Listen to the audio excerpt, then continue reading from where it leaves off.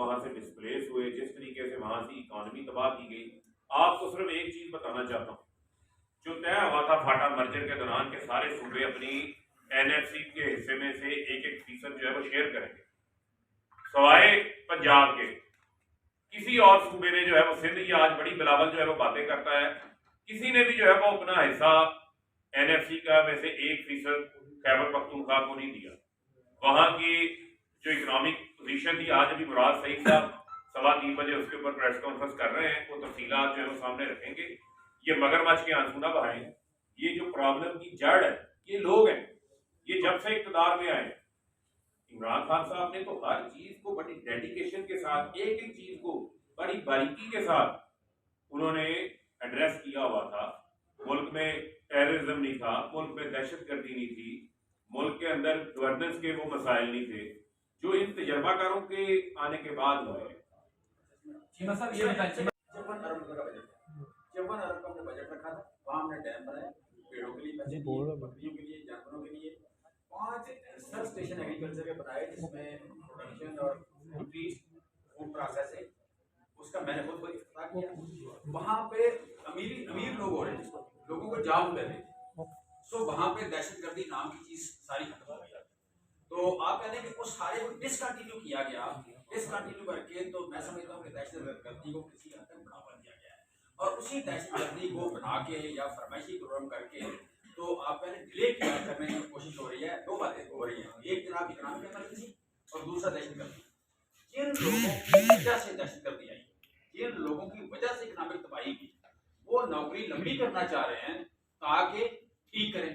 भाई वो तो रीजन आता, मतलब प्रॉब्लम है, वो तो काज है, काज वाले को कौन उठाता है? हम कह रहे हैं कि यहाँ पे खुदा न खास्ता अगर इतमाही दानिश या वोट उनको लोगों को ले आता तो ले आए, अदरवाइज आप जबरदस्ती क्यों रखते हैं कि जिन लोगों ने इस मुल्क को गरीब भी कर दिया और दहशत कर दिया। मैं दोबारा कह रहा हूँ, दहशतगर्दी जाली है। ये राना सनाउल्लाह साहब से, शहबाज शरीफ से, जरदारी साहब से बिल्कुल तवक्को करें, आप बिल्कुल तवक्को करें। और हमें कोई डाउट नहीं है, अचानक ही जनाब दहशतगर्दी जो है कई सूबों में, कई जिलों में, कई शहरों में, और जनाब टीवी पे सारी ऐसे लगता है जैसे मतलब इस मुल्क में होती दहशतगर्दी है। कोई 5-3.5 साल क्यों नहीं हुई?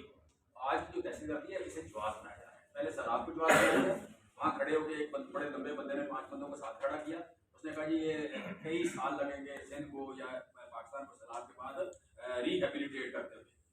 वो तो इशू नहीं था सर, वो तो इशू नहीं था। दूसरी बात, उसी तरह अब जब वो पानी तो खत्म हो जाना था, कुछ सूरज ले गया, कुछ मीन ले गई, वो आगे चला गया, वो खत्म हो गया, बहाना नहीं बना। अगले 2 बहाने कि जनाब तबाही बहुत हो गई, इकोनॉमिक तबाही हो गई, और तीसरा बहाना जनाब दहशतगर्दी हो गई।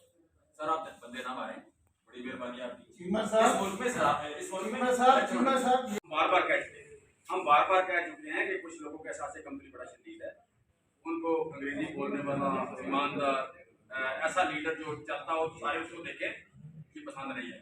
यहाँ पसंद है डरे हुए, फूट चाटते हुए, घबराए हुए, वीडियो भी हो, ऑडियो भी हो, क्या तरले करें, मिन्नतें करें, शाम को माफी मांगे, ठीक है, उस तरह की। तो इमरान खान का कसूर इतना ही था, इकदाम तो सारे किए, इकदाम क्या किए, 6% आपका ग्रोथ होगी, 11.7% आप कह लें कि लास्ट ईयर मैन्युफैक्चरिंग ग्रोथ होगी, इंडस्ट्री की आप कह लें कंस्ट्रक्शन इंडस्ट्री की ग्रोथ होगी, आईटी की ग्रोथ होगी। इकदाम तो यही करने थे, लोगों को 18 लाख लोगों को रोजगार मिलना था, इकदाम तो यही करने थे, हमने इकदाम किए। लेकिन मैं समझता हूँ कि शायद यहाँ जिसे कहते हैं पावरफुल और ईमानदार लीडर, उसकी शायद थोड़ी गुंजाइश कम क्या बढ़ रही है। इंशाल्लाह हम जरूर आएंगे। अच्छा फारूक साहब ये बताएं कि काबुल जिला में मीरानी साहब है, मंसूर मीरानी डीएफओ थे, उनके 6 मातहतों ने 3,50,000 बोरी कहाँ गंदा पड़ी, 3,50,000 बोरी में से 1.5 लाख बोरी गायब, 3,50,000 बोरी में 1.5 लाख बोरी उन्होंने गायब। उन्होंने उसकी इंक्वायरी की और ही फाउंड देम और उन्होंने बताया अपने सेक्रेटरी को जनाब 3.5 लाख में 1.5 लाख बोरी गायब हो गई है। फिर उस पर इनके एमपी था जी गुलाम, उसने प्रेस कॉन्फ्रेंस की, फिर वहाँ पे जाकर जदोई ने प्रेस कॉन्फ्रेंस की, रातों में आटा इसलिए स्टार्ट हो गया। सेक्रेटरी को जाकर बताया, उसका नतीजा ये हुआ कि जो मंसूर मीरानी था, जो डीएफओ था, उसे सर्वर से रिमूव कर दिया, उसे ट्रांसफर कर दिया गया, जिसने बताया कि 100 किलो की 1.5 लाख बोरी जो है 3.5 लाख में गायब हो गई। ये जो आप बार बार देखते हैं कि जनाब बारिश से या फ्लड से गंदम ज़ाया हो गई है, ये हो गया, उसमें मतलब चूहे खा गए हैं, न चूहे खाते हैं न फ्लड से ज़ाया होती है। वो टोटल चोरी होती है। उसी लिए बता रहा हूँ कि ये जो 50 अरब की सब्सिडी है उसके अलावा है, जो चोरी है ये 50 अरब की सब्सिडी से अलावा है। सो यहाँ पे जब एक सिर्फ आटे की बात में अगर 50 अरब की चोरी होगी तो या पहले गंदम गायब होगी, 13 लाख टन में से आधी गायब हो जाए, तो फिर सिंध हाउस सजाना आसान है, पंजाब में रोड देना आसान है, फिर आप कह रहे हैं बड़े बड़े माशाल्लाह बड़े बड़े अजीब कपड़ों वाले लोगों को खरीदा जा सकता है, कोई मसला नहीं है, बड़े बड़े अमीर लोगों को खरीदा जा सकता है। दिस इज वन थिंग के एक जो स्कैम आया है ये पूरे सिंध के आप कह रहे 13 लाख टन गंदम जो है उसका स्कैम होता है, पूरे के पूरे स्कैम है 1400 तक की मन। और दूसरी बात ये कि जो गायब होती है दो बातें जो फ्लड में ज़ाया होती है। यहाँ भी ये बताया गया कि दादू में जो सैलाब आया 1.5 लाख बोरी उसमें ज़ाया होती है। जब उनकी इंक्वायरी हुई इंटरनल तो मंसूर पहले फिनानी ने इंक्वायरी की, उसमें गायब अपने कोई एक बोरी भी फ्लड में ज़ाया करने से हुई थी, बल्कि वो सारी चोरी हुई, मार्केट में बेची गई और मार्केट में आगे 145 रुपये किलो बेच दी। अच्छा, दूसरा ताज़ा स्कैम जो है वो ये हुआ है, सारे तरह से गौर से देखना बड़े पहले के पाकिस्तान में किस वक्त घी के जो एक्सट्रैक्शन प्लांट्स हैं 250 पाकिस्तान में घी मिले, 250 ही बंद हो गए। बंद होने की वजह क्या है कि 18 अरब रुपए का एक जहाज आता है सोयाबीन या कैनोला लेके, 18 अरब का जहाज। इस वक्त 10 जहाज मार्केट में पिछले 2 महीने से 200 अरब रुपए का सोयाबीन और कैनोला और ये यू कैन से के ये जो अब मगरमच्छ के आंसू ना बहाएं। मामला सिर्फ ये है कि मुल्क ने अब इंतखाबात की तरफ आगे बढ़ना है। जिस तरह हमने कहा कि हमने पहले ये इक़दाम लिए थे मार्च 2022 के अंदर, कोई दहशतगर्दी नहीं थी भाई मेरे, ये आज दहशतगर्दी भी आ गई है। जो इजलास पहले होने चाहिए थे, मुराद सईद पिछले 6 माह से इसके ऊपर बात कर रहे हैं। उसने बताया कि मालाकंड सवात के अंदर जो हालात को खराब किया गया, जो वजीरिस्तान में खराब हुए, जो बाढ़ काटी जा रही थी, वो जो बाढ़ लगी थी वो बाढ़ पाकिस्तानियों ने पेट काट के लगाई, वो अवाम के टैक्स के पैसे से लगी। लिहाजा पहले बिल बैठने के ऊपर दहशतगर्दी का कला कमा करने के हवाले से हमारा कोई इख्तलाफ नहीं है, लेकिन पहले आप अपनी नीयत तो ठीक कर लें, पहले आप अपने अंदर वो सलाहियत तो जो है वो पैदा कर लें। जो अच्छा खासा चलता चलाता पुरअमन तरक्की याफ्ता आगे बढ़ता मुल्क था, उसको जो अब रिटायर हो गए उनके तजर्बे ने, उनकी ख्वाहिश ने, पता नहीं क्या ख्वाहिश थी कि वो कलीमुल्लाह और सलीमुल्लाह के चक्कर में जो है वो पड़े हुए थे, वो मुल्क को उन्होंने तबाही के दहाने के ऊपर लाके खड़ा कर दिया। और अब आपको कभी दुबई के सिग्नल्स के ऊपर नजर आते हैं और कभी किसी दफ्तर के अंदर बैठ के वहां पर पता नहीं कौन कौन सी वेरिफिकेशन करवा रहे हैं, मदद करते हैं। तो शहबाज शरीफ का वो बयान आप भूल गए, आपको लगता है याद नहीं है। ये जितने साथी बैठे हैं, ये जितने चेहरे बैठे हैं, मैं तो इनको पिछले 15, 16, 17 साल से जानता हूँ। लाहौर में एक धमाका हुआ था तो शहबाज शरीफ ने हेडलाइन लगाई थी कि जनाब तालिबान साहब मेरे ऊपर रहम कर। वो बयान आपको याद है कि नहीं याद? अखबार की जीनत बना